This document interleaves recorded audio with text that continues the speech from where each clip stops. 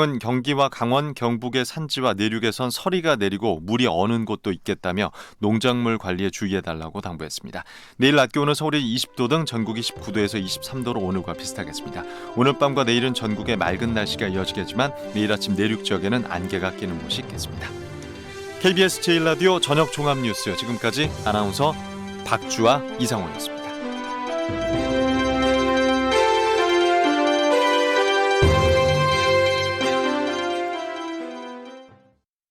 지금 시각은 7시 20분입니다. KBS.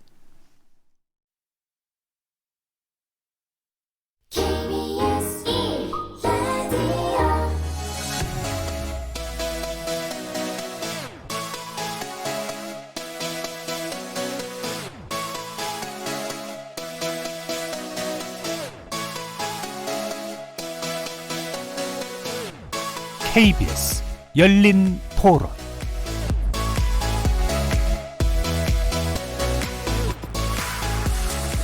안녕하십니까. KBS 열린 토론 정준희입니다. 검찰 개혁은 정치권에서도 지금까지는 검찰이 이렇게 하는 대로 보고만 있었는데, 검찰하고 서로 협조해가지고 강하게 같이 의논해서 이번에 기회에 개혁을 제대로 했으면 좋겠어요. 촛불 집회로 인해서 이제 민심이 드러났으니까 그거를 좀 제대로 반영을 해줬으면 좋겠어요.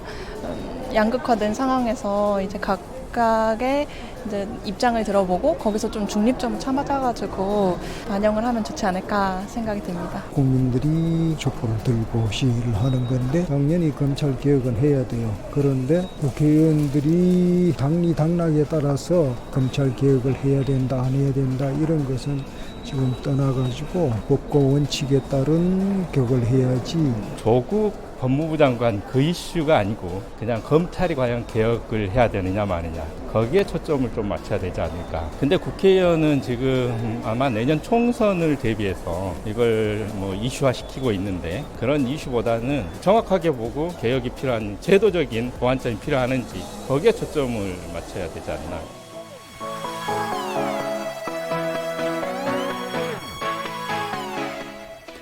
거리에서 만나본 시민들의 의견 어떻게들 들으셨습니까? 오늘은 KBS 1라디오 연속 기획 좌담, 광장으로 나온 검찰개혁 어떻게 풀 것인가 라는 주제로 열린 토론의 시간 마련했습니다. 조국 법무부 장관의 진퇴, 그리고 검찰개혁을 이슈로 광장의 목소리가 뜨겁게 불붙었습니다. 이에 문 대통령은 대의민주주의에 대한 보완을 강조하면서도 지나친 대립은 경계하는 입장을 밝혔죠. 비록 서로 다른 목소리가 분출되고 있지만 우리 사회의 개혁 과제를 분명히 세우고 이를 법제화하는 방향으로 제도 안팎의 정치가 제 역할을 할 방안은 무엇일지 한번 집중 토론해 보겠습니다. KBS 열린 토론은 여러분들과 함께 만듭니다. 청취자들도 토론에 참여하실 수 있는 방법 안내해 드리겠습니다. 문자로 참여하실 분은 샵 9730 누르시고 의견 남겨주시면 됩니다. 단문은 50원, 장문은 100원에 정보 이용료가 붙습니다. KBS 모바일 콩, 트위터 계정 KBS 오픈을 통해서도 무료로 참여하실 수 있습니다. 청취자 여러분이 KBS 열린 토론의 주인공입니다. 청취자 여러분의 열띤 참여 부탁드립니다. KBS 열린 토론 지금부터 출발하겠습니다. 살아있습니다. 토론이 살아있습니다. 살아있는 토론, KBS 열린 토론. 토론은 라디오가 진짜입니다. 진짜 토론, KBS 열린 토론. 자, 그럼 먼저 오늘 함께 하실 분들 소개하겠습니다. 더불어민주당 이재정 원내대변인 나오셨습니다. 대변인입니다. 안녕하세요. 그냥 대변인으로 네네. 소개를 해드리겠죠. 원내대변인은 몇 년 전에 했습니다. 더 높아지신 건가요? 아니요. 역할이 조금 다릅니다. 조금 다르죠. 예. 예. 자, 그리고 경희대학교 미래문명원의 김민웅 교수 나오셨습니다. 네, 반갑습니다. 네.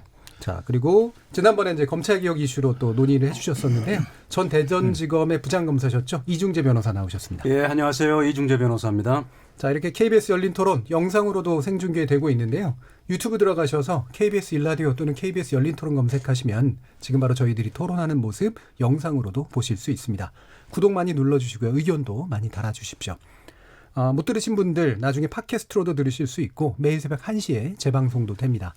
자, 이렇게 함께할 방법까지 안내해드렸고요. KBS 일라디오 연속기획자담 광장으로 나온 검찰개혁 어떻게 풀 것인가 본격적으로 시작해보겠습니다. KBS 열린토론. 자, 지금 원래 서초동에서의 집회는 소규모로 처음에 좀 시작이 돼서 이제 점점 규모가 급격히 좀 커졌고요. 그 다음에 지난 이제 3일에 또 광화문에서 이제 그에 약간 반대되는 목소리를 담은 그런 집회까지 있었고, 지난 주말에 또 굉장히 큰 규모로 이제 서초동에서 검찰 개혁을 요구하는 그런 집회가 있었습니다. 여러 가지 시선들이 좀 있는 것 같습니다만, 일단은 이제 서초동에 나온 이제 그런 목소리들을 보면 기본적으로 검찰 개혁이 필요하다라는 데 이제 이슈가 집중이 되고 있습니다. 이 연관된 어떤 주장들이 이렇게 광장으로까지 몰려 나오게 된 그 배경이 무엇일지 한번 여러분들 진단 듣고 시작해 보도록 하겠습니다. 일단 이재정 대변인 의견 드릴까요? 정치가 실종됐다 이런 언론 보도를 많이 보는데요. 예. 사실 광장의 정치도 정치입니다. 오늘 대통령께서 말씀하셨는데 그 말을 그대로 받은 게 아니라 실은 어제부터 제가 방송에서 한 얘기인데 대통령께서 뒤에 말씀하신 겁니다. 저작권을 강조하셔야겠네요. 사실 광장의 정치라고 하면은 우리 헌법이 보장하는 집시의 자유가 있잖아요. 예. 대의민주주의가 제가 임기제라는 어떤 사실상의 한계일 수도 있고 이제 책임의 기간일 수도 있는데 예. 그것들을 보완하기 위한 시스템으로서의 집회는 당연히 보장되고 있는 겁니다. 다만 이렇게 많은 국민들이 사실 본인의 생업이라든지 또는 비용도 들여야 되고 번거로운 일인데 광장에 나오셨다는 거는 저 같은 여의도를 책임져야 되는 입법기관, 헌법기관으로서는 정말 송구한 일인 건 분명하지만요. 예. 이 광장의 정치가 여의도가 못했기 때문에라고 이렇게 단선적으로 분석할 필요는 없다고 봅니다. 이슈를 중심으로 본다면 검찰 개혁의 화두는요. 정말 일제시대 때부터 있었던 얘기예요. 예. 이렇게 수사권과 이런 기소권이 같이 융합된 채로 이런 식으로 가도 되는지는 해방 전후에도 또 토론회를 통해 가지고 고민을 했던 거예요. 그때부터 시기상조론이 이런 것들이 나왔는데 그럼에도 불구하고 수십 년간 불가능했고 노무현 대통령을 저희가 이렇게 보낼 수밖에 없는 상황에서는 정말 꼭지점을 찍었어요. 그뿐만 아니라 지난 10년간은 거의 동결되다시피 했고 어떻게 보면 더 악화되다시피 했던 상황에서 정치권이나 제도 역량만으로는 이 개혁은 한계가 있을 수밖에 없었던 상황입니다. 예. 저는 검찰개혁의 화두는 사실상 국민께 기댈 수 없는 본질적인 어떤 역사적 맥락도 있다라고 생각합니다. 이게 저희의 제도권의 어떤 책임을 전가하기 위해서가 아니라 그만큼 어려운 과제라는 개혁과제 중에서도 정말 어려운 과제라는 생각인 거고요. 물론 그러면은 광화문에 모인 국민들은이라고 하실 수 있는데요. 예. 광화문에 모인 국민들은 폄훼하지 않습니다. 다만 어떤 현안 이슈 에 조금 더 이제 주목하시는 분들이 모이셨고요. 서초동은 사실 조국이나 윤석열로 대별되는 어떤 이슈에 정착하시는 것이 아니라 검찰 개혁이라는 그 화두를 이끌어가고자 하는 또 다른 결의 목소리라고 생각하거든요. 저는 제도권이 이제 어떻게 논의를 시작할 것인가에 진지한 고민을 시작할 때지만 그것을 두고 국회가 실종됐다라든지 정치 혐오의 방식으로 가는 것보다는 또 세대결로 이렇게 언론이 프리즘을 갖춰 보기보다는 진지한 논의를 시작할 수 있도록 그 구체적인 안에 대한 관심 좀 집중이 필요한 때가 아닌가라는 생각입니다. 예. 제도 바깥의 정치하고 제도 안의 정치를 지나치게 대립해서 바라보는 시각. 약간 후진적인 시각이죠. 실제로 민주주의에 있어서는 다 중요한 요소들이니까. 그런데 이제 이런 질문을 한번 보충으로 드리고 싶어요. 만약에 국회에서 패스트트랙 충돌까지도 포함해서 만약에 이제 국회가 이런 입법화의 과정을 좀 원만하게 해나갔었다면 이렇게 이제 불만의 목소리들이 또 갈려서 이렇게 나왔을까라는 지점에 대해서 어떻게 보세요? 국회의원의 자질의 문제에 대한 방어가 아니라 국회의원들 각각이 다 구성원들이 바뀐다 할지라도 저는 어쩔 수 없는 과제였을 거라는 생각이 들어요. 노무현 대통령 이후에 검찰의 문제는 사실 무소불위의 권력이 강화되고 그 성벽만 높여진 가운데 또 실질적으로 그와 어떤 이해관계를 같이 하는 정치 세력들도 있거든요. 예. 저는 국회 안에서 우리가 타협할지 모르고 중재할지 몰라서 싸운 것들이 아니라 이 안건 자체가 가진 갈등적 요소를 그대로 반영한 겁니다. 예. 그래서 정치를 이렇게 터부시하듯이 바라보지 마시고 사회 내에서 그렇게 첨예한 갈등이 있으면 국회 안에서도 갈등이 있을 수밖에 없고 그만큼 저항이 거세다라는 지점을 보다 주안을 두고 바라봐 주시면 좋겠고요. 국회가 가장 무서운 건 국민입니다. 그렇기 예. 때문에 광장의 힘이 없었어야 한다가 아니라 힘이 있기 때문에 국회는 아마도 뭐 지금 정치협의체를 가동하기로 했지만 개혁 법안에 대한 논의를 시작할 수 있는 단초가 된 것도 사실입니다. 예. 감사한 일이죠. 광장의 목소리를 뭐 각자 이제 다른 정치적 입장이긴 하지만 그럼에도 불구하고 개혁의 방향에 대해서는 정치권이 안 움직일 수 없는 상황이 됐다는 거는 자명한 현실이라고 예, 봅니다. 개혁에 대한 찬반 그리고 개혁의 방향을 둘러싸고 국회 안 밖에서 사실은 갈등들이 있을 수밖에 없는 조건이었다는 거죠. 알겠습니다. 이종주 변호사님. 저는 뭐 이제 검찰 개혁 이슈가 왜 지금 광장으로 나왔느냐. 그거는 기본적으로 저는 좀 생각이 다른데요. 기본적으로 지금 여권 예. 또는 뭐 청와대 대통령께서도 뭐 그렇게 생각하실지 모르겠어요. 일개 행정부의 외청에 불과한 검사들이 감히 대통령의 인사권에 도전하느냐 아니면 국회의 인사 청문 권한에 도전하느냐 이런 시각으로 접근한 게 촉발이 됐다고 봐요. 예. 그게 뭐냐면 검찰의 수사 행위는 일개 행정부의 행위는 아닙니다. 검사들이 무슨 뭐 특권을 누려야 된다 뭐 그런 취지의 말씀이 아니고요. 예. 수사라는 거는 재판 못지않게 정말 독립적이고 공정하게 객관적으로 이루어져야 되기 때문에 법무부 장관조차도 구체적인 사건에 대해서는 검찰총장만을 지휘하게 돼 있어요. 그래서 검찰의 수사 행위는 준사법기관의 행위라고 우리가 흔히 교과서적으로 얘기를 합니다. 예. 그런데 광장으로 그럼 국민들이 왜 나왔느냐? 검찰이 그동안 수사를 하면서 잘못한 부분이 분명히 있다고 생각을 합니다. 그래서 지금 뭐 공수처 법안이라든가 검경 수사권 조정에 관한 형사소송법 개정안이 지금 패스트트랙 안건으로 지정돼서 법사위에 가서 있어요 지금. 예. 그래서 논의가 될 거고. 그럼에도 불구하고 그럼 국민들이 왜 나왔느냐? 저는 이건 기본적으로 준사법기관인 검찰의 수사 행위에 대해서 정치권의 개입이 있었다. 그리고 그 개입이 결국은 각 정치 세력들을 지지하는 사람들의 정치 지표로 변질이 됐다. 그래서 저는 이렇게 변질된 데 대해서는 정치권의 책임이 크다고 생각을 합니다. 어떤 개입을 말씀하시는 거죠? 예를 들어서 이렇게 되어 있거든요. 조국 장관 수사는 대통령께서 조국 장관을 법무장관으로 지명하기 전부터 예정이 돼 있던 거예요. 예. 그리고 지금 뭐 윤석열 총장이 조국 장관 지명 전에 대통령께 뭐 여러 경로를 통해서 뭐 반대 의사를 표했느냐 안 했느냐 뭐 논란이 있습니다만 예. 저는 뭐 자세한 상황은 몰라요. 제가 알 수는 없는 노릇이고 다만 했다면은 전 그랬을 것 같아요. 지금 이렇게 수사가 예정돼 있고 그 다음에 정확한 뭐 수사 내용은 미리 알 수는 없지 않습니까? 근데 좀 내용이 심각한 것 같다. 그래서 뭐 검찰총장도 어쨌든 대통령이 지명한 총장이고 최소한 대통령의 인사가 수사 대상자가 잘못해서 장관이 되고 잘못해서 기소가 되는 사태까지 발생하면은 그건 뭐 굉장히 심각한 사안이 될 수 있잖아요. 그런 의미에서 대통령께 뭐 건의를 했을 수는 있다고 생각해요. 예. 그런데 이 정도를 가지고 대통령의 인사권을 침해했다. 이렇게 정치권이 몰아간 것이 아닌가. 그리고 두 번째로는 국회 인사청문회 권한을 침해했다.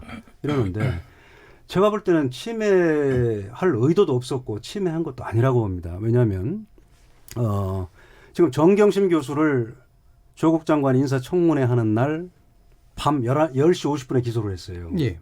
근데 그 당시 검찰의 판단으로는 동양대 총장의 표창장 위조된 거라고 생각되는 표창장의 작성 일자가 2012년 9월 7일이었기 때문에 공수처가 9월 6일자로 금년 9월 6일자로 만료가 돼요. 그리고 동양대 총장이 제가 생각하기에는 검찰에 나가서 상당히 구체적으로 이거 위조된 게 맞다는 식으로 진술을 한 것 같아요. 그럼 검찰 입장에서는 이걸 기소를 할 것인지 아니면 불기소할 것인지 판단을 해야 됩니다. 예. 그 마지막 날이니까. 뭐 지금은 뭐 1년 후에 위조한 것이 아니냐 이렇게 뭐 검찰도 생각하는 것 같습니다만 예. 그 당시로서는 그럴 수밖에 없었어요. 그러면 마지막 날 어떻게 할 거냐? 검찰에서는 기소할 수밖에 없죠. 그럼 더 먼저 하면 안 되나요? 예? 더 그 전에 예를 들면 11시까지 안 기다렸을 수도 있을 것 같아요. 아니죠. 예. 그 전에 하면 검찰도 굉장히 고려를 많이 했을 거예요. 청문회가 진행되는 날이기 때문에 검찰로서는 끝까지 국회의 권한을 존중하면서 기다리다가 예. 공수시효가 만료되니까 밤 10시 50분에 기소할 수밖에 없었던 거 아니냐. 저는 그렇게 생각을 하거든요. 예. 그런데 이걸 가지고 국회 인사청문회 권한을 침해했다. 또 아까 말씀드린 대로 대통령의 인사권을 침해했다. 이렇게 수사에 정치권이 개입을 하다 보니까 국민들도 자기 정치적 소신에 따라서 나뉘어가지고 지금 수사가 결국은 정치로 변질돼 버렸다. 저는 이렇게 생각을 하고요. 여기에 대해서는 정치권이 커다란 책임을 느껴야 된다. 이렇게 생각을 합니다. 그리고 광장에서 국민들이 의사표현을 물론 할 수 있어요. 그런데 제가 잘못 판단했는지는 모르겠습니다만은 지금 서로가 서로를 향해서 단순한 다른 의견을 개진을 하고 토론을 하고 거기서 합리적인 결론을 도출해내는 그런 과정의 단계를 이미 지나간 것 같아요. 지금은 보면은 서로가 서로를 부정하고 상대에 대해서 분노와 증오의 감정까지도 표출하는 것이 아니냐. 좀 이거는 광장 정치의 어떤 뭐 이점? 그걸로 지금 결코 그것만으로 표현할 수는 없는 거고 그런 점에서 볼 때는 대통령께서도 국론이 분열된 게 아니다. 여기에 이제 방점을 두고 말씀을 하셨는데 저는 그런 단계는 이미 지나갔다고 봅니다. 그래서 가장 뭐 한 집안의 어른도 뭐 형제들끼리 싸우면 어른이 좀 나서서 다툼을 좀 말리고 중재를 해야 될 거 아니에요. 그런 점에서 좀 대통령께서 좀 나서서 이런 분열된 상황을 좀 수습할 필요성이 있다고 생각을 합니다. 예, 알겠습니다. 김민우 교수님. 이정재 변호사님한테 몇 개 좀 확인을 짧게라도 하고 싶은데 광장이 정치로 변질됐다. 변질된 이유는 정책 개입이었다. 이렇게 얘기하셨단 말이죠.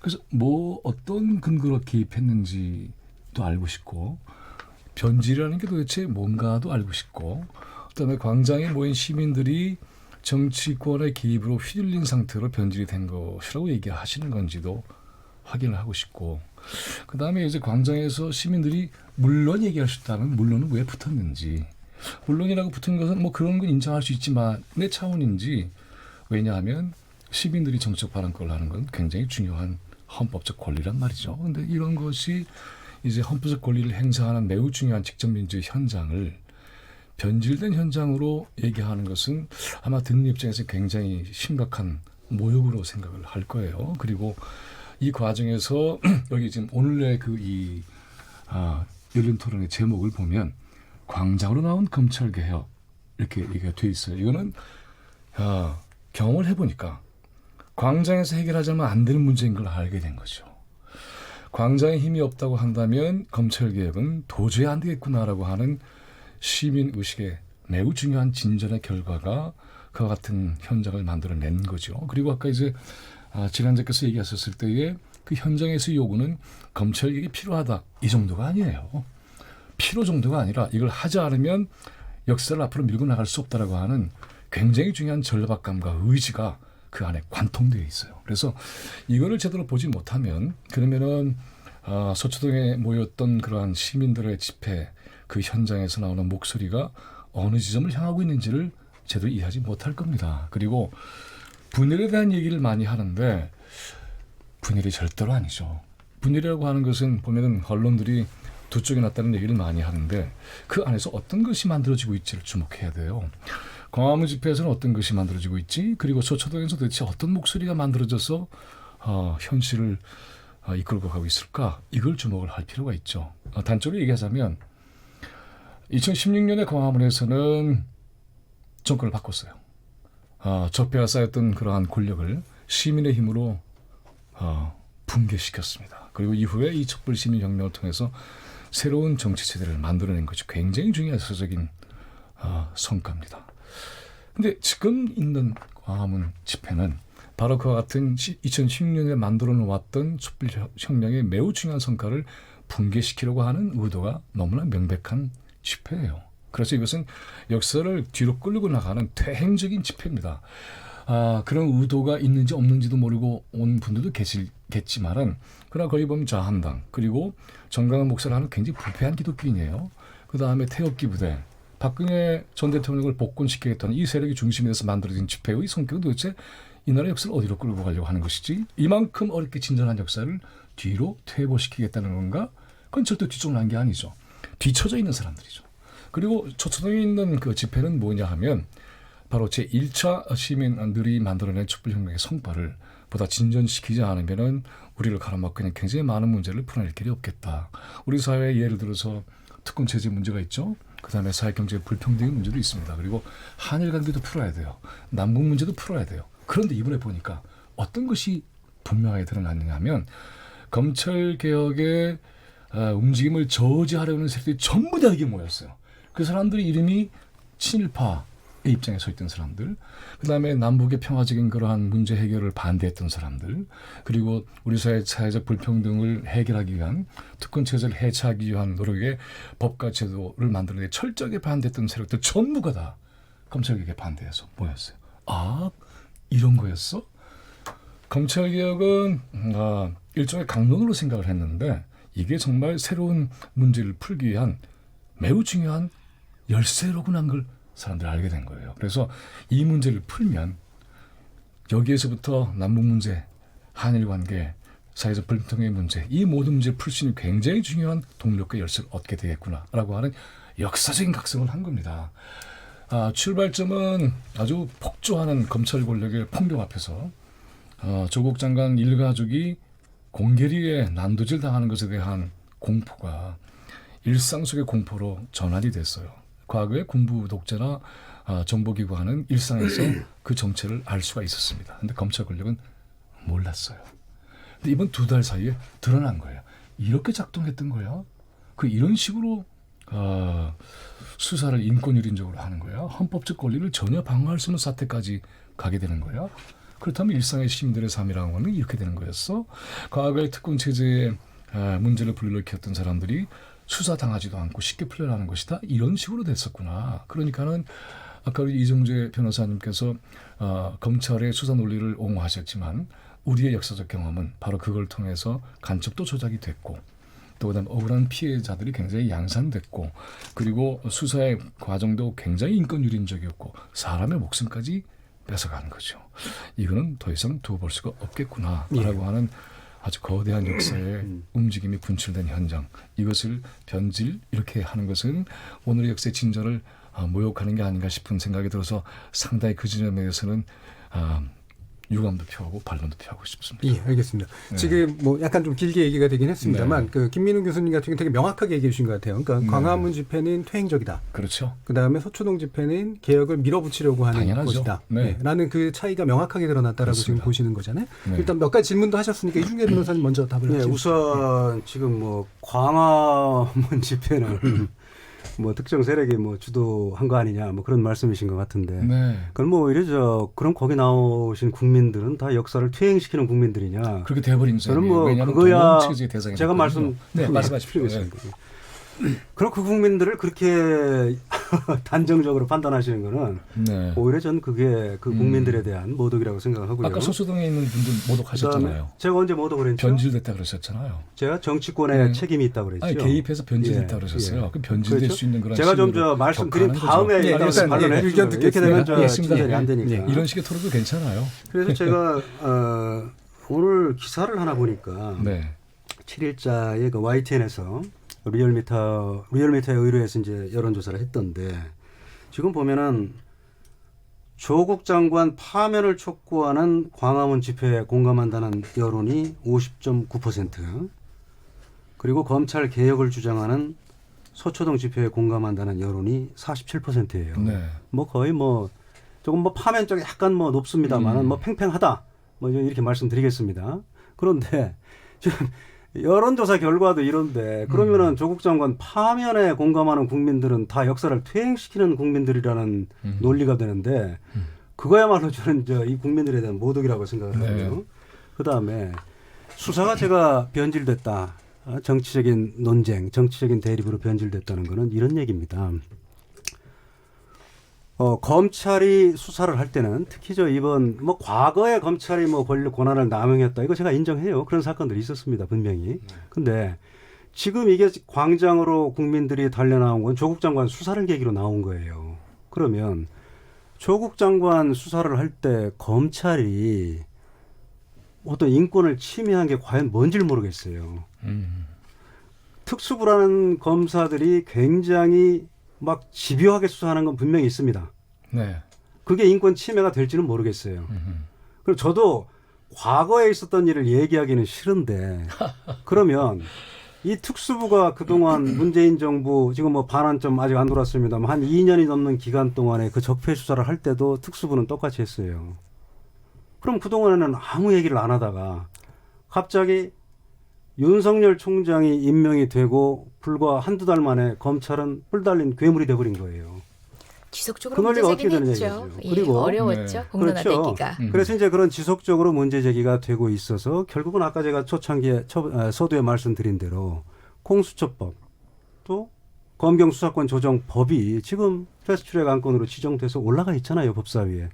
그래서 검찰 개혁은 저는 뭐 기본적인 거는 진행이 되고 있었다 생각을 해요. 그런데 광장으로 왜 나왔냐? 이건 조국 장관 수사거든요. 그럼 조국 장관 수사에서 과연 검찰이 과거와 달리 또는 네. 현 정부에서 적폐 수사할 때와 달리 조국 장관 일가에 대해서 인권을 침해하면서 수사를 한 게 과연 뭐가 있는가? 그리고 검찰의 압수수색을 뭐 과도하게 했다고 하는데 그럼 어떻게 하라는 얘기입니까? 지금 네. 일부만 하고 네. 그다음에 적당히 하고 끝내라는 얘기인가요? 네, 알겠습니다. 그리고 이거- 잠깐만요. 예. 그리고 검찰의 압수수색은 기본적으로 검찰 마음대로 하는 게 아니에요. 법원에 압수수색 영장을 청구해서 영장이 발부돼야만 하는 거거든요. 뭐 거의 다 그런데 발표되죠. 검찰 보고 어떻게 하는 기관들이 얘기? 1%인데요. 그러면 뭐.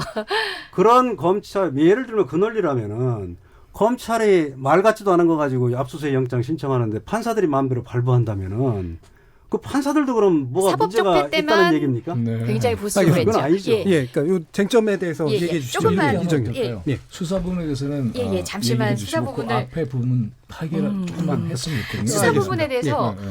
그러니까 단적인 내로요. 이거는 검찰로서도 아마 굉장히 불명예스러운 사건이 될 겁니다. 검찰이 지금까지 한 그래도 이제 결론을 내고 하는 행위 중에 하나가 기소행위잖아요.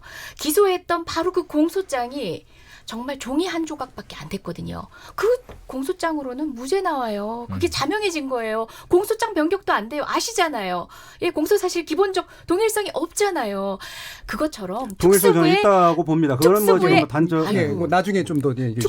특수부의 예. 검사가 그 정도로 투입이 돼가지고 겨우 날짜 일시도 특정 못하고 낙인을 찍은 위조라고 해놓고 알고 봤더니 지금 주장하고 있는 바는 위조를 했다고 하는데 그 소위 말하는 웹상으로 위조를 했다고 하는데 그것조차도 뭐 아래아 한글을 이용했다 등등 뭐 별별 얘기가 다 나오는데 기본적인 IT 상식으로는 납득할 수 없을 만큼 그렇게 많이 흘리는 검찰이 아무것도 제대로 입증 못하고 있어요. 그리고 나머지 범죄 변죽은 올렸는데 기소가 아직까지 안 됐어요. 그러니까 관련자들이 기소되는 즈음에 되면 지금까지 이렇게 불이 나게 뭐 물론 공소시효를 핑계로 대긴 했지만 이 위조 사건에 이렇게 나섰던 표착적 위조 사건에 이렇게 발빠르게 나섰던 검찰로 봐서는 이젠 자신이 없는 거예요. 제가 볼 때는 그래서 아직 기소를 하지 않고 주구장창 수사만 하고 있는 거예요. 저는 이건 앞으로도 검찰 역사상 정말 시체말로 시체말 하려다가 참았습니다. 부끄러운 사건이 될 겁니다. 예. 저는 지금 검찰의 여러 가지 개별적인 행태에 대해서는 이 시간 모두 주어도 부족할 만큼 이라고 생각합니다. 기소 당시에도 사실 야당하고만 내통했던 거 아닙니까? 뿐만 아니라 여러 지점들에 있어가지고 검찰발 정보들이 야당에게 끊임없이 국정에 계속 제공이 되고 있는 상황 등등에 검찰은 스스로 부끄러운 줄 알아야 합니다. 이건 정말 역사적으로 길이 남을 특수부의 불명예를 단적으로 그리고 앞으로 저는 없어져야 한다고 생각하기 때문에 마지막 불명예라고 생각합니다. 그리고 저는 이 얘기 꼭 해야 될 것 같아요. 광장에 대해서 전 평가를 삼가하려고 했어요. 왜냐하면 책임 있는 정치권, 제도권 정치인이기 때문에 삼가하려고 했지만 그럼에도 불구하고 얘기를 하나는 해야 될 것 같은 게 관제 집회, 동원 집회 이런 공방들이 있었잖아요. 그다음에 뭐 수대결 얘기할 때 단적으로 인용되는 게 이재정 대변인의 200만 명이었거든요. 근데 그건 명확히 해야 합니다. 어떤 특정 단체에서는 저를 고소고발하셨더라고요. 제가 검찰과 관련된 광장의 목소리를 전할 때 늘 했던 얘기가 3만의 국민이 요구합니다. 검찰개혁을 요구합니다. 이게 모두 발언이에요. 200만인지 아닌지 아니면 150만인지 100만인지 전 몰라요. 하지만 주최 측 발표라고 하니까 모두의 인용 발언을 썼는데 저는 집계를 해봤더니 200만입니다 하고 공표한 게 아니잖아요. 그것에 천착하는 그런 공방 자체가 굉장히 저는 어떤 반론을 펼에다가 그냥 그런 공방 자체가 무용하다 생각해서 말았는데요. 또 하나는 뭐냐면 관제 집회, 동원 집회 얘기 어지간하면 안 하려고 했습니다. 그리고 민주당이 직전에 있었던 서초동 집회에 나가지 않으려고 삼가하게 했다라는 것도 사실 웃긴 거예요. 정치인도 집회 나갈 수 있거든요. 하지만 광화문 집회는요. 명백한 것이 자유한국당이 집회 신고자예요. 9월 23일부터 10월 21일까지 매일 집회하는 걸로 신고돼 있어요. 가장 큰 스크린이 자유한국당의 스크린이었고요. 자유한국당 지역위원회별 할당량이 정해져 있었고 인증샷까지도 요구하는 것이 공문으로 드러난 겁니다. 카더라가 아니라. 그거는 사실상 정당이 물론 정당이 주최돼서 집회할 수 있습니다. 하지만 그랬던 집회는 자발적이라고 하고 정당이 아예 관여하지 않고 혹여 관여가 됐다 손치더라도 일부 당원들이 참여했을 뿐인 집회를 동원 집회라고 폄훼하니까 그것을 문제 삼은 겁니다. 예. 그리고 무엇보다 우리 태풍이 그렇게 몰아치던 날, 그 다음날 일단 우리 서울은 햇볕이 쨍했어요. 햇볕이 쨍하면 바로 수습하러 갔었어야죠. 지역구 의원들, 태풍 피해가 있는 지역구 의원들조차 당권자가 명했던, 당대표가 명했던 그 할당량을 채우기 위해서 광장에 있었던 사실 자체가 너무 부끄러웠던 겁니다. 정치인으로서 할 수 있는 얘기인 것 같아서 두 분이 못하는 얘기인 것 같아서 제가 얘기를 했는데요. 자유한국당이 이번 집회는 안 하기로 했다. 이번 주말 집회는 안 하기로 했다고 하는데 정말 다행스러운 일이고요. 왜냐하면 국감기간인데 10월 21일까지 매일 집회를 지금 예약해뒀어요. 빨리 이제 제도권 밖의 국민의 목소리는 우리가 켤 수도 없고 끌 수도 없는 촛불이거든요. 우리는 우리의 역할을 했으면 좋겠다는 얘기를 저는 거듭하고 싶습니다. 이게 잘못하면 이제 토론 구도가 2대1처럼 돼서 이 변호사님이 제가 이쪽으로 좀 어려운 입장에 처해 계실 것 같지만 제기했던 문제를 우리 국민들도 들으면서 함께 토론하는 그런 느낌으로 했으면 좋겠어요. 그러면 괜찮을 것 같아요. 지금 이제 이재정 의원이 얘기했던 것 가운데 하나는 조금 짚고 그다음 얘기 좀 하고 싶은데 맨 처음에 얘기했을 때 광장의 직접 민주주의는 대의제의 한계를 보완하는 이렇게 표현을 하셨는데 그건 좀 견해가 다른 것 같아요. 보완이 아니라 직접 민주주의 체제가 모태고 그 안에 대의제가 있지 않으면 대의제는 무너지는 거죠. 그러니까는 보완이 아니고 직접 민주주의 현장이야말로 대의제가 서 있어야 될 자리라고 좀 봐요. 대통령의 발언에 대한 입장에 대한 이야기. 입장만이 아니라 실제로 직접 민주주의 현장에 대의제가 있지 않으면 그건 붕괴하는 거죠. 선거 과정에서 보세요. 어떻게 합니까? 직접 민주주의 현장에 와서 표를 요청하잖아요. 그러니까 직접 민주주의라고 하는 것은 일상적으로 가능하고 있지는 않지만 그러나 그곳에 뿌리박지 못하면 대의제가 무너지는 것이지 대의제 한계를 직접 민주주의가 보호하는 건 절대로 아닙니다. 그래서 이것의 가치는 훨씬 높은 데 있다는 거 말씀드리고 싶고 그다음에 이제 아까 이 변호사님이 얘기하셨던 민심에 대한 얘기, 여론에 대한 얘기는 전 두 가지를 얘기하고 싶어요. 하나는 뭐냐 하면 민심은 변하지요. 이것도 하나 중요한 게 있고 그다음에 또 하나는 민심과 여론을 조사할 때에 여론은 어떤 정보를 기반으로 해서 판단하기 마련이에요. 그런데 이 과정에서 기존의 언론들이 융단 폭격을 조국 장관에게 후보자 당시에 했었어요. 그럼에도 불구하고 50%에 이르는 민심, 여론이 그거를 방어하고 지켰습니다. 이건 굉장히 놀라운 일이에요. 그리고 나머지 50%에 대한 얘기를 하셨지만 그분들이 만약에 이 열린 토론과 같은 토론을 끊임없이 계속 듣고 있었다고 한다면 저는 판단을 완전히 다르게 했었을 거라고 저는 봅니다. 기존의 언론들이 이 검찰발 소식을 미화하긴 하고 확인하지도 않고 계속해서 보냈고 나중에 굉장히 무책임하게 그것도 시정하지도 않았고 했던 사례가 엄청나게 많아요. 그런데 이러한 것들을 통해서 서초동에 모였던 시민들은 무슨 생각을 하게 됐냐 하면 언론 적폐를 해결하지 않으면 민주주의가 정말 안 되겠구나. 그래서 검찰개혁 못지않게 언론 적폐를 혁파하는 것을 대단히 중요한 과제로 삼은 것도 함께 말씀을 드리고 싶어요. 그리고 이제 그곳에 모인 국민들을 모독한다고 하시는 저는 굉장히 마음이 안타깝고 힘들어요. 이런 그 안에서 동원을 주도했던 세력들이 따로 있습니다. 이분들에게 기만당한 분들 저는 적지 않게 있다고 봅니다. 이건 저는 자신 있게 얘기할 수 있어요. 그래서 이 부분들이 우리 사회에서 합리적인 토론을 할 수 있는 사회에서 설득력을 할 수 있는 장치를 마련한다면 저는 해결할 수 있다고 봐요. 그런데 한번 보세요. 국회 안에서도 사실은 사회에서 설득력을 갖고 있는 그러한 논의장이 끊임없이 파괴당하고 있어요.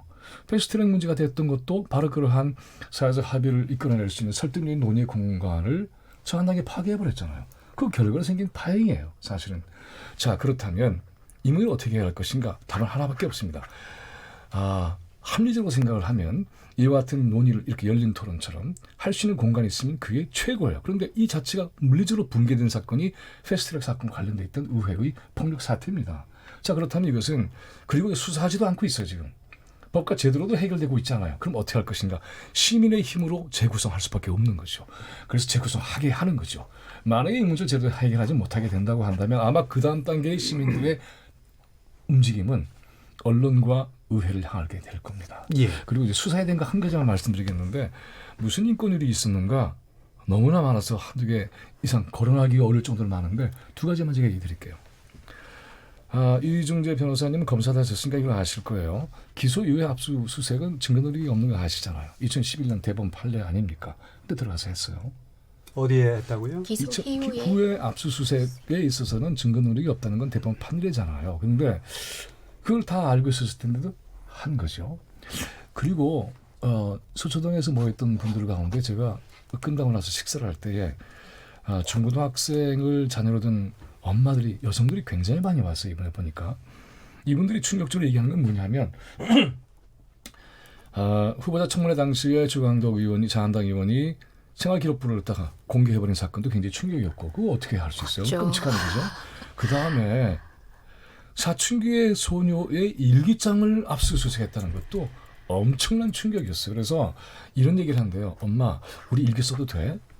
이런 공포를 준 거예요. 그래서 저는 검찰의 이번 정치검찰의 가장 큰 죄는 국민들을 공포에 몰아넣은 겁니다. 이것은 일상의 공포가 되겠구나. 그래서 집회에서 이런 얘기를 했습니다. 국민이 검찰을 무서워하게 만든 게 검찰의 죄다. 검찰이 국민을 무서워해야죠. 그런데 이러한 질서를 바로잡지 않으면 국민들은 검찰의 무소불위의 그러한 권력 앞에 두려움에 떨 수밖에 없는 현장에 몰리겠구나. 검찰의 기소권이라고 하는 건 거의 절대적 권한 아닙니까? 예. 그래서 잡으면 잡는 거예요. 방어를 할 수가 없어. 게다가 돈이 없으면 제대로 된 변호사를 구해서 자기를 방어할 수도 없어요. 헌법적 권리가 철저하게 무너지는 이 현상을 목격하면서 단순히 조국 수사가 계기가 됐다는 정도가 아니라요.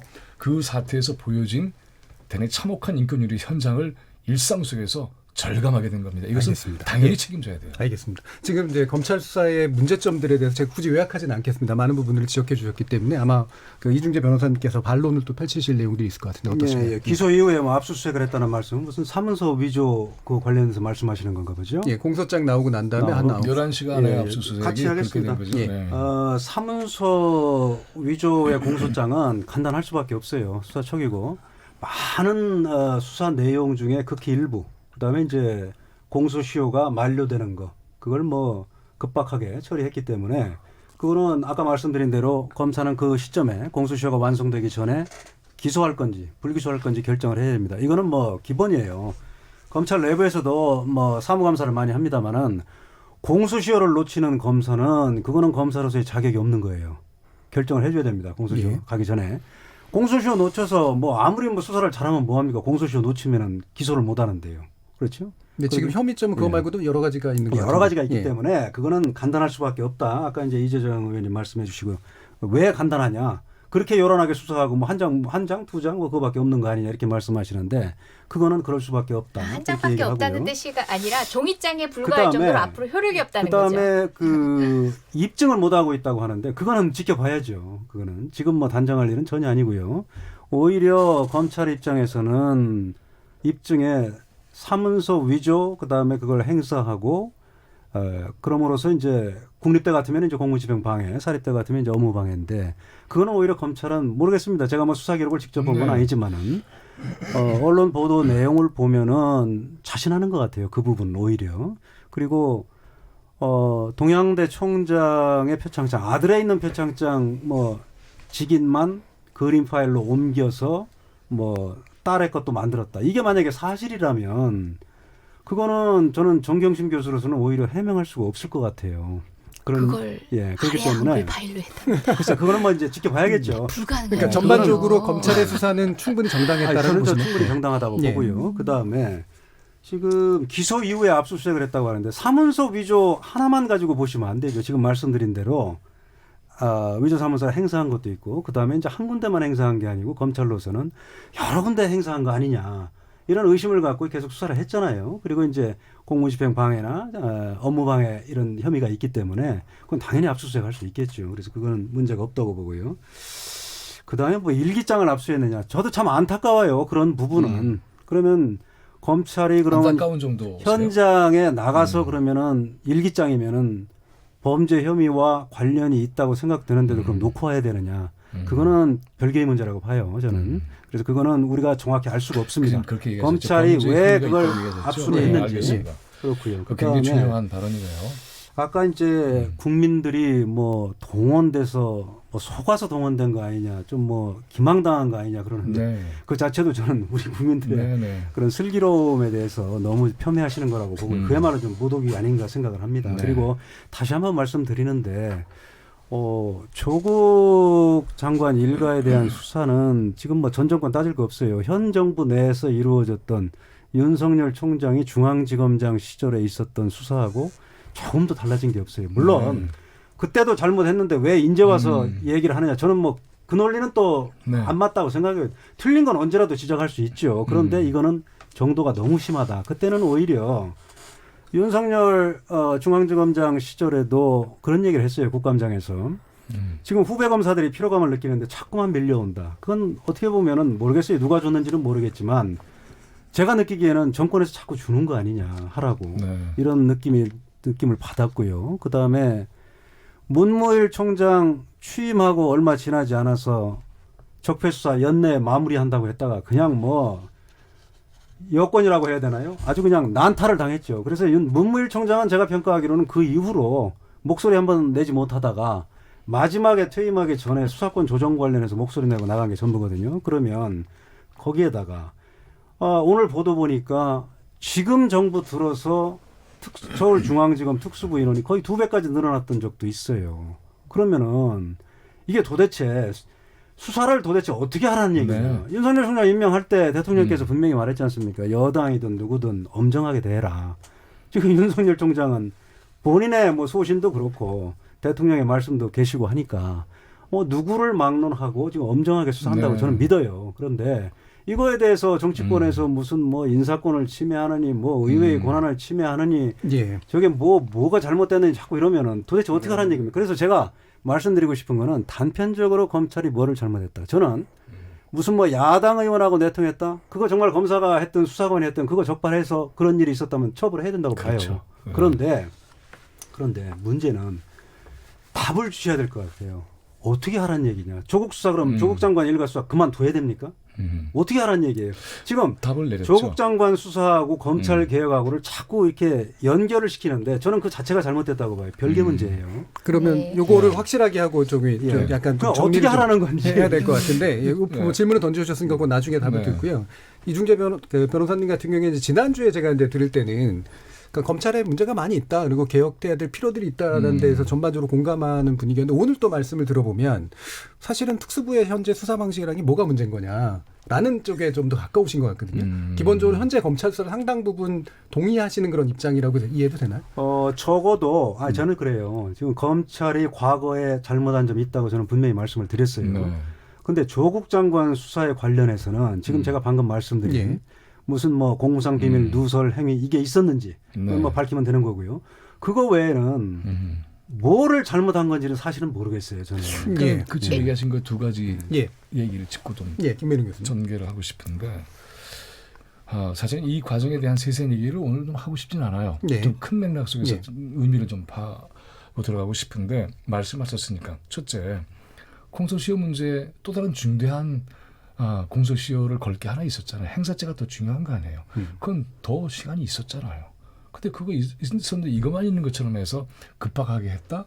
급하게 했다는 자체가 그래서 의혹의 대상이 된 거죠. 그 다음 또 하나 일기예기 안타깝다고 하셨는데 범죄 혐의가 있는 증거가 될 수 있다고 한다면 이건 굉장히 무서운 얘기죠. 왜냐하면 그게 이제 고등학교 아이가 미성년자가 썼던 일기를 범죄 혐의가 있는 증거로 채택했다고 하는 건 정말 무시무시한 얘기예요. 사실은.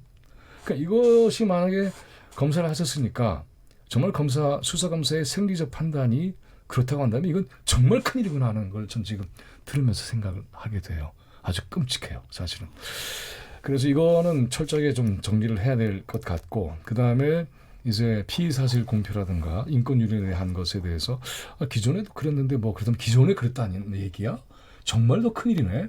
이건 정말 다 뒤집어 놓고 철저히 규명해야 되는 일이구나. 우리가 몰랐던 일이 더 많구나 라는 생각을 제가 하게 됩니다. 그리고 피의사실과 인권유린에 대한 얘기를 할 때 피의사실 공표에 대한 얘기가 왜 이렇게 많이 됐냐면 아까 이제 우리 이재정 변호사, 이 의원님이 얘기했던 것처럼 내통한 거 아니야라고 얘기가 나올 수밖에 없었던 것은 아시잖아요.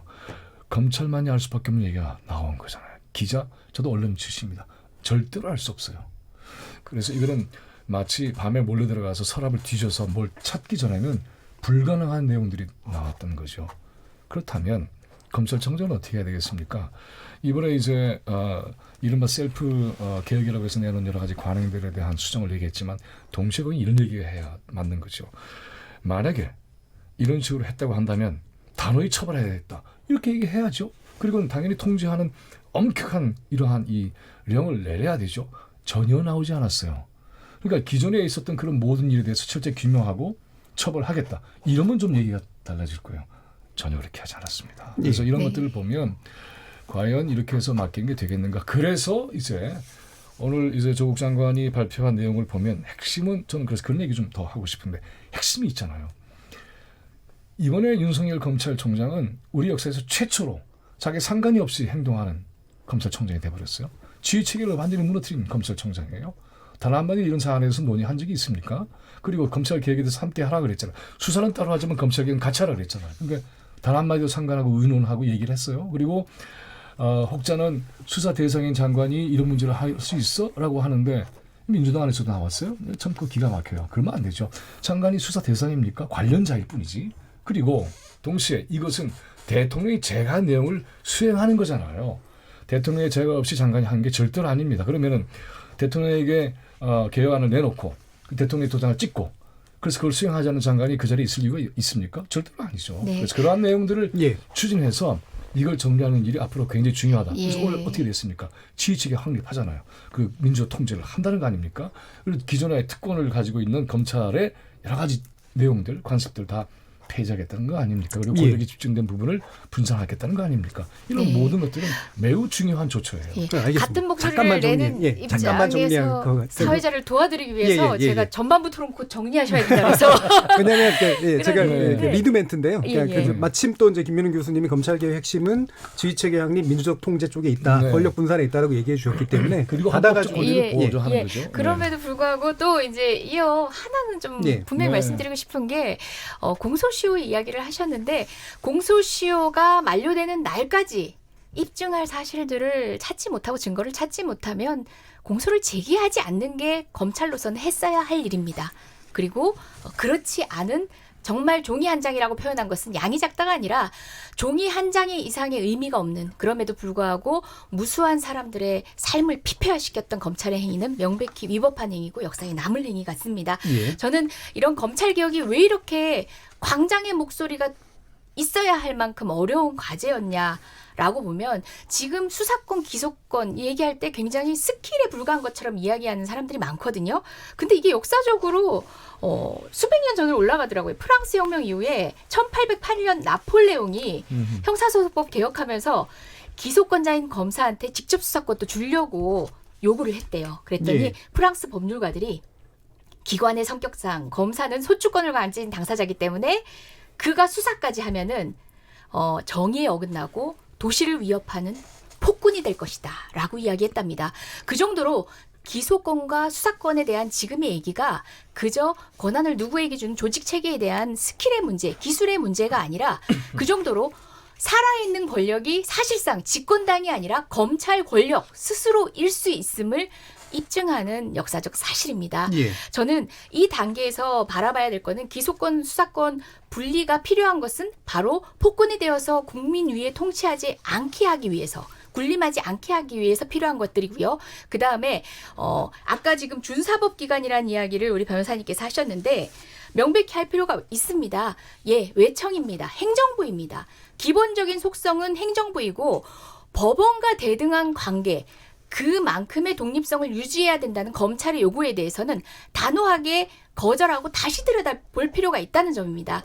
준사법기관으로서의 역할을 부분적으로 인정할 수 있다 손치더라도 법원과 대등하다라는 식의 오만함은 이 기회에 저희는 정말 재수술 과정을 통해서 조직 체계를 명확하게 스스로에게 인식시켜줘야 한다고 생각합니다. 거기서부터 시작된 것이 검찰의 오만이라고 보고요. 혹시 지금 뭐 듣고 다시 해야 되나요? 저희가? 그렇지는 않습니다. 여기까지 듣고 중간에 이제 청취자 의견 듣고 이제 또 뒤에 후반부로 연결하겠습니다. 그럼 진행을 위해서 제가 다음 알겠습니다. 발언기를 활용하겠습니다. 공소에 문제가 분명히 있었다라고 하는 게 지금 검찰개혁의 주요한 과제로 나오고 있는 기소권과 수사권을 분리하는 것하고 실제로 연결된다라고 보시는 거잖아요. 자, 그럼 이중재 변호사님이 약간의 재반론과 함께 검찰개혁 그래도 이거는 해야 될 것 같다라는 기초적인 내용에 대해서 말씀을 주시고 일단 정리를 좀 해보겠습니다. 알겠습니다. 우선 저 반론부터 하겠습니다. 예. 그 불기소해야 되는 거 아니냐 사문서 위조. 예. 그리고 아까 교수님께서도 사문서 위조 뭐 다른 범죄도 뭐 혐의점이 많이 있을 수도 있는데 사문서 위조점 사문서 위조를 하나 버릴 수도 있는 거 아니냐. 시점이 또 있었잖아요. 아 그렇죠. 그러니까 그거는 이제 위조 사문서 행사죄가 되는 거죠. 그렇죠. 만약에 예, 그래서 공소시효가 남아 있었다는 그렇죠. 얘기죠. 그게 아니고 그러니까 급하게 그거는 잘 모르시는 거고요. 그래요? 사문서 위조가 공소시효가 만료가 된다는 얘기예요. 아, 그건 알고 있어요. 그렇죠? 그건 알고 있고. 그러면은 그날이 지나면은 사문서 위조죄를 만약에 그 이후에 이거 혐의가 있는 건데도 공소시효가 지나갔기 때문에 그런 뜻이 아닙니다. 공소시효 만료가 그거 하나만 있었던 건 아니었죠. 말씀드리는 거고. 네. 그다음에 아까 증거가 없으면은 불기소해야 되는 거 아니냐. 우리 저 의원님 말씀해 주셨는데 아까도 말씀드렸잖아요. 제가 검찰로서는 최성해 총장 얘기를 굉장히 신뢰를 했던 것 같아요. 네. 구체적으로 진술이 나왔을 것 같아요. 그래서 검찰은 검찰은 의심한 사실도 그 당시에 다 나왔어요. 일단 정리하셔야 되니까 검찰은 그걸 기초로 해서 이제 기소를 했던 걸로 보이고요. 그다음에 아까 이제 의원님 말씀하신 것 중에 이제 그게 있죠. 저는 검사의 수사 행위 자체가 준사법행위라는 거지. 검사들의 무슨 뭐 지위가 우리가 법원 판사하고 똑같아야 돼 그런 오만함을 가지고 있다면 그거는 분명히 잘못된 겁니다. 그거는 개혁해야 돼요. 지금도 뭐 얘기가 나왔습니다만은 국민이 부여해 준 책무를 수행하는 거에 불과한 사람들이 지금도 제왕처럼 행동하는 검사들도 있고 판사들도 있습니다. 그 있어요. 분명히 개혁해야 돼요. 그런 사람들은. 전적으로 동의하고요. 그다음에 아까 이제 교수님께서 윤석열 총장은 상관없이 행동한다. 이 수사를 말씀하시는 것 같은데 좀 구체적으로 말씀하셔야 될 것 같아요. 수사를 얘기하는 게 아니에요. 제가 아까 들었던 얘기는 오해가 없으셔야 되는데. 제가 먼저 말씀을 드릴게요. 요거는 자꾸 하면 너무 길어지니까 여기 이중재 변호사를 그렇죠. 그럼 이걸 도대체 어떻게 하라는 얘기냐. 윤석열 총장 보고. 저는 뭐 조국 수사 관련해서 지금 말씀을 드리는 건데 뭐 교수님 견해가 또 다른 게 있다면 말씀해 주시면 되고요. 수사와 관련된 얘기는 검찰 개혁과 관련된 얘기입니다. 그다음에 인사 감찰을 통해서 민주적 통제 분명히 받아야죠. 그렇죠. 받아야 되는데 지금 하필이면 정말 저는 개인적으로 조국 장관을 좀 임명을 안 하셨으면 훨씬 더 좋았을 텐데 이런 아쉬움이 너무 많아요. 왜냐하면 너무 부적절하니까 조국 장관이 정말 진심으로 검찰 개혁의 의지도 강하게 갖고 있고 또 뭐 자격도 갖고 있는 분이라고 할지라도 지금 본인 가족이 수사를 받고 있고 본인도 수사를 받고 받을지도 모르는데 좀 검찰 개혁을 할 장관으로 지명한 거는 좀 대단히 부적절했다. 그리고 장관이 지금 검찰 개혁에 신경 써야 되는데 이 수사 관련해서 이렇게 신경을 쓰고 그다음에 이거 신경 안 쓸 수가 없잖아요. 본인 가족들이 연루가 돼 있는데. 그리고 국민들이 이렇게 나뉘는 이런 사태를 과연 우리 국민들이 왜 지켜봐야 되는지 이 시간과 비용을 들여서 그게 있고요. 그다음에 인사감찰 분명히 해야 됩니다. 근데 지금 이런 시점에서 조국 장관이 나 취임 일성으로 나 인사권 행사하겠다, 감찰권 행사하겠다 하면 결국은 그 또 다른 측면으로 보면은 검사들 완전히 검찰 장악하겠다 이런 얘기로 들릴 수도 있어요. 그럼 그걸 듣는 검사들 입장에서는 특히 수사팀으로서는 좀 압박을 받을 수밖에 없지 않나 저는 그렇게 생각하고요. 그다음에 수사권과 기소권을 같이 주는 게 어떠냐? 그거는 너무 불합리하다. 뭐 원론적으로 저 동의합니다. 그런데 그거는 절대적인 건 아니에요. 지금 우리 법에서도 지금 공수처 법안이 지금 백혜련 의원안 같은 경우는 공수처에 수사권, 기소권 다 주잖아요. 그렇게 돼 있고요. 그다음에 국제적으로도 지금 네덜란드 헤이그에 국제 형사재판소가 있죠. 거기도 국제형사재판소의 검찰관이 수사 기소를 다 하거든요. 그래서 그러나 한정된 권한만 가진 뭐 한정되었든 기구죠. 어쨌든 예, 그래서 예, 그거는 예, 구체적인 논의는 각 후반부에 할게요. 나라의 예. 사정과 실정에 맞게 그건 운영하면 되는 거고 예. 뭐 우리 현 실정에서 검찰의 권한이 너무 비대해서 남용이 심하다. 국민이 그렇게 생각하신다면 그건 뭐 제한하는 게 맞습니다. 근데 그게 절대적인 건 아니다. 예. 수사와 기소를 같이 갖는 게 절대 악이냐. 그건 아니다는 걸 말씀드리는 역사적 거예요. 맥락을 알겠습니다. 보면 예, 여기서 일단 예, 죄송합니다. 짧게. 아닙니다. 예, 그래요? 죄송합니다. 네, 예, 왜냐하면 알겠습니다. 청취자들 의견 들어보고 또 가야 되기 때문에요. 그 논점이 있으신 부분은 제가 후반부에서 알겠어요. 시간을 드릴 네. 테니까 그때 풀어주시면 될 것 같습니다. 일단은 이제 좀 많이 길어지긴 했습니다만 검찰 개혁의 방향에 대해서도 약간의 이제 견해 차이가 좀 있는 부분들이 좀 나왔기 때문에요. 현재까지 청취자들께서 보내주신 의견 들어보고 그다음에 후반부에서 좀 더 쟁점 토론하도록 하겠습니다. 정희진 문자캐스터 연결하겠습니다. 네, 안녕하십니까. 문자캐스터 정의진입니다. 광장으로 나온 검찰개혁 어떻게 풀 것인가 라는 주제로 청취자 여러분이 보내주신 문자 소개해드리겠습니다. 먼저 콩 아이디 6716님. 나 대한민국 검사야. 이 영화 속 대사 안에 검찰개혁을 해야 할 모든 이유가 압축되어 있는 게 아닐까 싶습니다. 검찰개혁, 이번이 마지막 기회입니다. 콩 아이디 8496님. 광화문의 시민들도 검찰개혁을 찬성합니다. 다만 검찰개혁과 조국 장관 정경심 교수 수호는 분리되어야 합니다. 콩 아이디 5565님. 지금 나라가 시끄러운 것은 검찰개혁이 아니라 조국 장관 퇴진입니다. 검찰개혁은 조국 장관만이 할 수 있는 건가요? 유튜브로 의견 주신 나대로 청취자분. 정치인들이 개입했다는 것이야말로 광장에 대한 모욕이라고 봅니다. 집회가 시작될 때부터 지켜봐왔던 한 사람으로서 근거 없는 폄훼라고 생각합니다. 콩 아이디 4216님. 지금까지 검찰개혁을 못했기 때문에 나라가 양분되고 국회는 할 일을 안 하고 국민은 불편하고 국가 경쟁력마저 떨어지고 있는 겁니다. 콩 아이디 이재희님. 서초동 집회 참가자분들께 묻고 싶네요. 조국 장관 퇴진하고 검찰개혁하면 어떠냐고. 그리고 광화문 집회 참가자들께도 묻고 싶습니다. 검찰개혁하고 조국 장관 퇴진하는 것은 어떠냐고. 우리의 과제는 검찰개혁이지 조국이 아닌 것 같다는 생각이 듭니다. 유튜브로 의견 주신 GI사이 청취자분. 조국 장관이 장관직을 수행하는 것이지 그 가족들이 장관하나요? 검찰이 조국 장관 임명 반대를 위해 가족 인질극을 벌이고 있다고 봅니다. 라고 보내주셨습니다. 네, KBS 열린 토론. 지금 방송을 듣고 계신 청취자 모두가 시민 농객입니다. 청취자 여러분들의 날카로운 시선과 의견 기다립니다. 지금까지 문자캐스터 정희진이었습니다. 뭐든지 이야기해. 날 이해시키려고 해봐. 서로의 대화가 하나 되길 기대해. KBS 열린 토론. 자, 후반부 토론 진행해 볼 텐데요.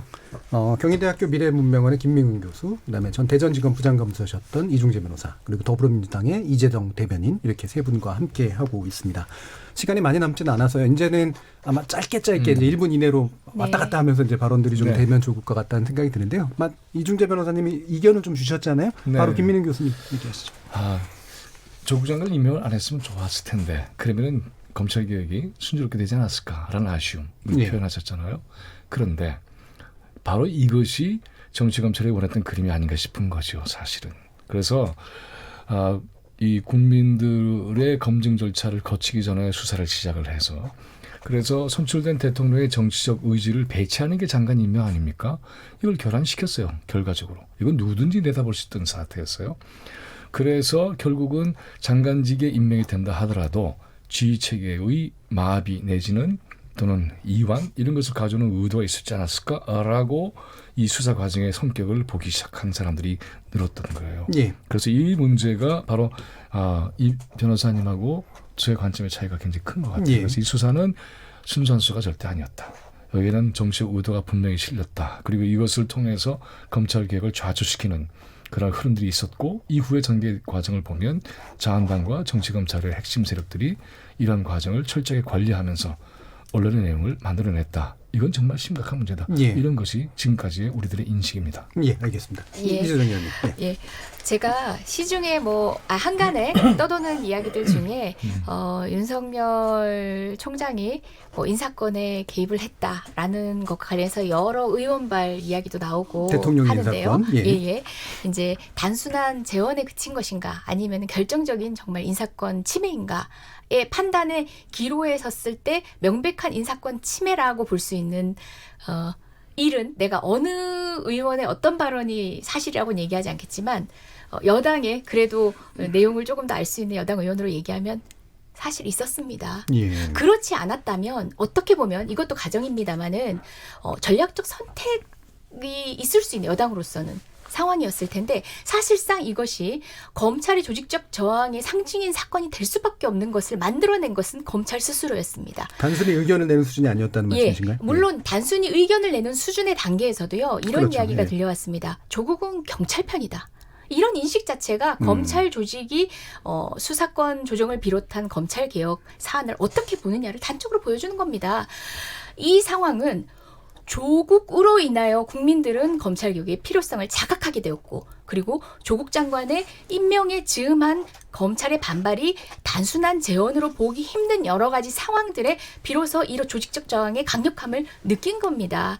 저는 조국과 검찰 개혁을 분리하자라는 얘기가 상대 진영에서도 나오고 또 이제 서초동 예. 촛불에서도 나온다라고 이야기를 하고 있지만 궁극적으로 어떤 현상이 드러나는 가운데 그 현상이 목표는 아니지만 현상을 통해서 찾아볼 수밖에 없는 어떤 본질이라는 게 있습니다. 이제 분리할 수 없는 문제가 된 지는 꽤 됐다고 봅니다. 저는 이 얘기만큼은 이제 제가 할 수 있는 얘기인 것 같아서 해드리고요. 우리 지금 검찰 개혁에 대한 예. 어떤 방향에 대해서 얘기하는데 저는 뭐 하나하나의 안에 대해서 이야기할 수 있는 충분한 시간이 있었으면 좋겠지만 그럴 시간이 없는 것 예. 같아서 아까 하던 얘기를 마저 하면요. 검경 수사권 조정을 비롯한 이런 검찰의 막대한 권력에 대해서는 우리가 역사적 맥락에서 이 제도가 처음 도입되던 당시부터 들여다볼 필요가 있는데요. 우리나라의 모든 법률들은 일본으로부터 개수된 것들이 많습니다. 예. 특히 이 검찰 제도의 특수성도 일본으로부터 개수됐습니다. 프랑스의 제도가 도입이 됐는데요. 일본이란 프리즘을 통과하면서 왜곡이 되기 시작합니다. 특히 우리 식민지를 거치면서 우리 통치의 수단의 일환으로 검찰권을 강화하는 방식으로 왜곡시켜 나간 것이 바로 일본입니다. 예. 공교롭게도 우리 김민웅 교수님께서 말씀하셨던 그 친일 뭐 이런 세력까지도 저항하는 세력까지도 뭐 이렇게 얘기하셨는데 예. 공교롭게 검경 수사권 독립이나 검찰의 이런 강화된 비대해진 권력들이 그런 역사적 맥락 안에 있습니다. 예. 특히 또 수사판사라는 사실상 판사 사법부의 권능에 있던 권능까지도 검찰이 가져가면서부터 검찰이 비대해졌는데요. 이것들이 국가보안법이라는 어떤 사회를 통제하고자 하는 어떤 법률의 등장으로 인해서 더욱더 가속화되거든요. 예. 저희는 이 시점에서 현재 검찰이 가지는 권력의 남용의 피해만 들여다볼 것이 아니라 어떻게 이 제도가 공고화되어 오고 어떤 이익을 위해서 활용되었는가라는 역사적 맥락을 보아야 된다라고 하는 이유가 바로 여기에 있습니다. 예, 알겠습니다. 그럼 이중재 변호사님. 검사들에 대한 오해가 너무 많으신 것 같아요. 인식 차이가 지금 굉장히 큽니다. 굉장히 커요. 예. 검사들 지금 제가 말씀드리지만 검사는 머리에 뿔난 사람들 아닙니다, 결코. 그리고 그러니까 이런 건 있더라고요. 형사부 예. 검사의 고생은 아는데 그럼요. 특수부나 중수부는 좀 문제가 있다. 이런 식의 견해도 있고. 그럴 수는 있어요. 예. 특수부 검사를 하다 보면은 뭐 큰 사건 하다 보면 괜히 우쭐해지고 뭐 나한테 누가 대항해 이런 생각을 갖는 검사들이 있을 수는 있죠. 그리고 또 이문정 검사님 같은 분도 있고요. 그렇지만은 예. 그거는 좀 너무 단편적인 걸 가지고 일반화시키는 저는 오류가 있다고 분명히 보고요. 예. 그다음에 인사권에 도전했다고 하는데 그거는 뭐 전 모르겠어요. 그건 뭐 네. 보도된 것만 저는 접할 수 있으니까 그거는 근데 정확히 해주셔야 될 것 같아요. 그거는 잘못하면 뭐 윤석열 총장에 대한 뭐 그렇죠. 되게 중요한 문제긴 합니다. 예. 네. 명예훼손 문제가 될 수도 있고 하여튼 뭐 그런 것 같아요. 법적으로 뭐 그건 될지는 네, 모르겠습니다. 제 검찰이라고 표현했습니다. 어쨌든 그런데 저는 이렇게 생각을 해요. 윤석열 총장은 지금 솔직히 말하면 조국 장관 수사 안 하거나 적당히 하고 그다음에 지금까지 적폐 수사 잘 해왔기 때문에 그냥 갔으면은 굉장히 뭐 대통령이 됐든 여당이든 굉장히 좋게 갔을 거예요. 근데 왜 이렇게 했을까? 네. 이걸 무슨 기획, 무슨 뭐 인사권을 침해하려고 미리 뭐 작정하고 이렇게 했다는 거는 그런 점에서 비춰볼 때도 안 맞아요. 그리고 아까도 말씀드렸습니다마는 조국 장관 일가에 대한 수사는 미리 예상이 돼 있었어요. 그리고 그 정도의 수사가 예상이 돼 있으면은 원래 언제 예상이 됐다는 임명돼 미리 27일 날 청문회 하기 전에 미리 압수수색 했지 않습니까? 그 전부터 있었죠. 저도 어디로 갈 건지 그렇지 예측이 안 않으면은 되는데. 그렇지 않으면은 뭐 아까 뭐 윤석열 총장이 그렇게 의사 표현을 했다고 하는데 조국 장관 검찰 곤란하다고. 측에서라고 얘기하죠. 뭐 그래서 검찰 측인데 그런 게 없으면 검찰 측에서 그 이상한 사람들이죠. 아무 근거도 없이 그랬다는 얘기인데. 지금까지도 그러면 근거를 못 찾겠어요. 수사가 그렇게 예정돼 있으면 사실 현직에 있는 분들도 물러나는 게 통례거든요. 우리 초창기 제가 이름을 거론해서 안 됐습니다만 전병헌 수석도 그래서 물러났잖아요. 그런데 이건 거꾸로 지금 예상이 뻔히 돼 있는데 지금 임명을 해버린 거잖아요. 그런 거기 때문에 검찰이 무슨 일부러 만들어가지고 뭐 인사권을 침해했다는 거는 그건 제가 볼 때는 기본적으로 이제 지금 국면은 검찰의 개혁의 저항이다라고 이제 두 분은 전혀 보시는데 아니에요. 그건 그렇지 전혀 않다라는 전혀 그런 아니고요. 입장이시잖아요. 그다음에 이런 게 있습니다. 윤석열 총장이 뭐 이 수사 뭐 진짜 대충 하거나 안 해버리거나 그러면 윤석열 총장은 정권의 신임을 받은 분이기 때문에 어쨌든 총장 임명된 거 아닙니까? 그렇죠? 그리고 총장 그렇게 됐지 검찰 입장에서는. 그리고 장관도 검찰 입장에서는 조국 장관 같은 실세, 정말 권력의 실세 중에 실세분이 오시면은 검찰로서도 절대 손해나는 일이 아니에요. 그거는 계획이라는 이름으로 검찰도 그냥 뭐 도매금으로 넘어갈 수가 있단 말입니다. 정말 잘못한 게 아닌 것까지도. 그런데 권력의 실세가 오면은 그런 부분을 검찰 내부에서 충분히 소명할 수가 있어요. 검찰 출신이 되면은 아무리 검찰 출신이 장관이 되면 그런 얘기를 아무리 해봐야 그 장관이 국회나 청와대 가서 얘기 못 합니다. 오히려 조국 장관 같은 분이 적절해요. 그런데 검찰이 뭐 때문에 조국 장관에 저항을 해요? 그건 저는 성립할 수 없는. 알겠습니다. 지금 이제 죄송합니다. 정리할 시간이 돼가지고요. 이제 한 1분 정도뿐이 시간을 못 드릴 것 같은데 검찰 개혁의 방향이나 내용에 대해서는 조금씩 다 의견들이 있으시니까 그래도 검찰 개혁 자체는 성공을 해야 된다라는 전제에서 어떤 게 핵심 포인트나 성공시키려면 그 부분에 대해서 의견을 여쭙겠습니다. 먼저 김민우 교수님. 가장 중요한 것은 검찰이 그동안에 시민들의 우리 국민들의 헌법 권리를 유린하고 파괴해왔다. 억울한 사람들을 많이 만들어왔다. 그리고 당연히 수사해야 될 사람들을 제대로 수사하지 않았다. 이래서 민주주의의 미래를 또 현재를 또 과거를 굉장히 깊은 훼손을 가져온 실체다. 아까 이제 개인 얘기하셨지만 개인을 떠나서 세력으로서 움직이고 있기 때문에 문제가 되는 거죠. 그리고 이 세력을 보장하는 관행과 제도가 있기 때문에 가능한 거죠. 그래서 지금은 이런 것도 있어요. 검찰이 갖고 있는 중요한 전문적 수사 능력도 보존해야 되잖아요. 그러나 지금 문제가 되는 것은 바로 이렇게 헌법 정신을 공격하고 헌법의 권리를 파괴하는 이러한 권력화되어버린 체제와 그리고 인물까지 포함해서 청산해야 됩니다. 이것이 가장 중요한 것이고요. 이 청산의 대상이 되는 세력들이 당연히 조국 장관이 장관 오는 거 당연히 정하겠죠. 그래서 이런 그림을 보면서 이거는 무서운 싸움이로구나. 그리고 쉽게 끝나지 않겠구나. 따라서 이것은 정말 질기고 강하게 밀고 나갈 수밖에 없다. 전직 대통령까지도 죽었는데 다시는 그런 죽음 없이 시민의 권리를 확실하게 보장할 수 있는 거대한 싸움이 시작됐고 이 싸움은 반드시 검찰 개혁으로 승리가 기회될 것이다. 저는 이렇게 믿고 있습니다. 인적 정상까지 포함한 굉장히 긴 싸움 필요하다라고 보신 거네요. 이중재 변호사님. 너무 추상적으로 말씀하셔서 제가 말씀을 못 드리겠네요. 우선 저는 검찰 개혁의 핵심은 이거라고 봐요. 검찰은 뭐 수사를 하든 공소 유지를 하든 그 기능을 수행하면서 실체적 진실을 발견하고 그 과정에서 인권을 보호해줘야 돼요. 인권 침해하는 일이 있어서는 안 됩니다. 지금 제가 변호사로서 재판을 들어가다 보면은 저는 가끔 이런 생각이 들어요. 저도 검사 때 그랬습니다. 그렇지만 지금 검사들도 어떻게 하냐면 오로지 유죄 판결 받는 게 목적이에요. 재판을 진행하다 보면은 이거 아니다, 아닌 것이다 그런 생각이 들을 때조차도 절대로 공소 취소 안 합니다. 그냥 끝까지 밀고 나가요. 이거는 검사가 실체적 진실 발견을 위한 공익의 대변자라는 기본 사명을 망각한 거죠. 그래서 이런 부분을 사실은 개혁해줘야 돼요. 제가 볼 때는 무슨 뭐 특수부 축소한다, 몇 개 인원 늘리고 줄이는 게 문제가 아니고요. 이런 부분을 조국 장관이 좀 더 신경을 썼으면 좋겠다. 그리고 거기까지만 듣겠습니다. 죄송합니다. 국회 이번 국감 가운데 행정안전위원회에 참고인으로 나왔던 이문정 검사가 그런 얘기를 했습니다. 사문서 위조에 이토록 베테랑 검사들이 모두 투여가 되는데 정작 검사에 의해서 이루어졌던 공문서 위조 사건은 덮으려고 했던 검찰. 그게 바로 상징적으로 보여준다라는 이야기를 하는데요. 저는 옴부즈맨이 없는 유일한 조직이 바로 검찰입니다. 세무, 국방 다 있습니다. 경찰도 있습니다. 근데 검찰에는 그 사소한 유명무실하지 않냐라고 하는 이 제도마저도 없었던 게 또 외적 검찰입니다. 감찰. 지금 예, 있어요. 예. 있습니다. 그 실시한 지 한참 없습니다. 됐어요. 몇 년 됐어요. 그래서 공무수만제도 있습니다. 각 청마다 수사권과 있어요. 기소권이 분산되지 않고 이와 같은 방식으로 오랫동안 자기 권력을 유지해 왔던 이유는요. 그러니까 정권 스스로 반성해 볼 필요도 있습니다. 정권 전반기에는 과거 정권 비리 수사하는 데 예. 역할을 하면서 정권의 힘을 얻습니다. 그리고 후반기에 들면은 현 정권의 비리의 칼날을 들이대면서 결국은 야당의 검찰개혁의 방패막이가 되도록 합니다. 이와 같은 검찰의 속성에 여든 야든 이제 더 이상 속지 말고 예. 실질적인 검찰개혁의 논의를 이제는 제도권 안에서 우리 국회에서 시작했으면 좋겠습니다. 알겠습니다. 오늘 광장으로 나온 검찰개혁 어떻게 풀 것인가라는 주제로 이중재 변호사, 이재정 대변인 그리고 김민웅 교수 세 분 모두 수고해 주셨습니다. 감사합니다. 네. 네, 감사합니다. 저는 내일 저녁 7시 20분에 다시 찾아뵙겠습니다. 지금까지 KBS 열린 토론 정준이었습니다.